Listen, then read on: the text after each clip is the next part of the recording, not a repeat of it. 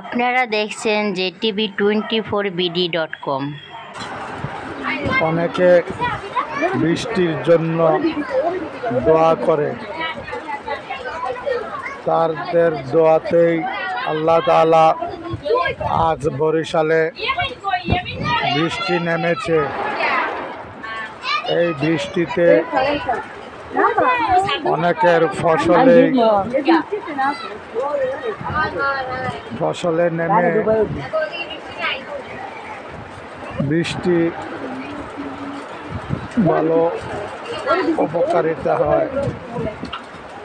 অনেকের ফসলের জন্য বৃষ্টি ভালো।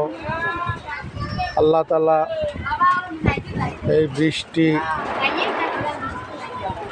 অনেকে খুশির জন্য দিয়েছে। বরিশালে প্রচণ্ড বৃষ্টি হচ্ছে।